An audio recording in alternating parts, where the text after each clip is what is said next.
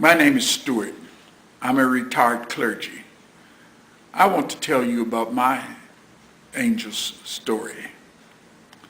On May 24th, 2008, I left home going to Martinsburg, West Virginia to visit my son's burial place. And I looked at my gas gauge and I knew I had enough gas to go to Martinsburg and back. But on my way back from Martinsburg, the gas light came on. And I began to wonder if I had enough gas to get back to home. So I decided I would not take a chance. And I exit I-70 East at Mount Airy, Maryland, on Ridge Road, and went to a BP station. At the station, I put my credit card into the pump, and it said, "Authorization denied, see attendant." I tried it several times, same message. I was concerned because this was a new card I just received, so I thought maybe something was wrong with the magnetic strip. I went into the station and I showed the card to the attendant there inside the store, and he looked at it. So he overrode the tank and allowed me to fill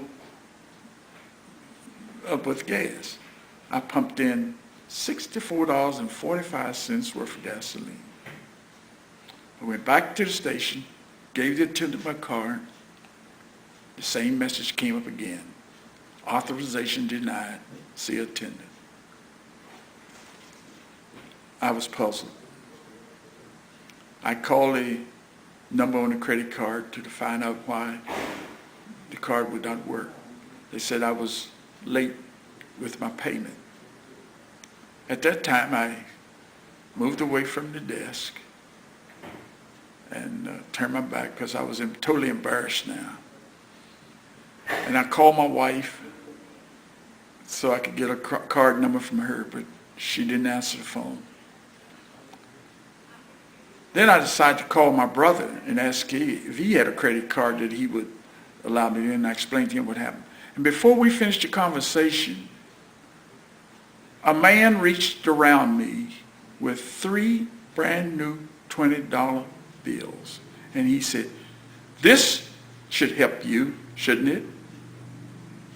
I was so astonished. I said, "Yeah." Then I said, "Who are you?" He said, "Don't worry about it." I said, "What's your phone number?" He said, "Don't worry about it." I said, "What's your address so I can return this money to you?" He said, "Don't worry about it." So I proceed to give the clerk the money for the gasoline, and I looked around to see this individual, and I was going to go to the door to get his tag number on his car when he left so that I could send him the money. I did not see a car leave that station. I did not see the individual nor the woman that was with him. I don't know where they went. Then I returned to the clerk and I said, he had a smile on his face and he just stood there. I said, "Who was that man?" "Oh," he said, "he comes in here sometime." I said, you know his address?" And he just smiled. I said, "Why would he do this?" "Oh," he said, "maybe he had some money he had to give away." And he just smiled. So I was first shaken by this whole incident. I left and went out and moved my car from the pump. But I was so shaken I couldn't drive. I just pulled over to get myself together. Then after sitting there for maybe about 5 or 10 minutes, I proceeded to leave, and I got onto the interstate, and I've never driven so slow on an interstate highway in all my life. But I just was shaken by this whole incident. When I got home, my grandson called me to come pick him up from work.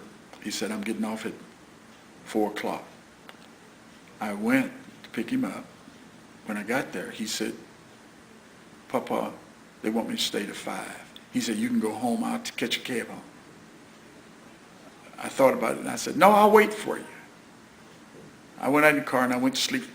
And then he woke me up, and he came back in about 15 minutes. Said, I can go now.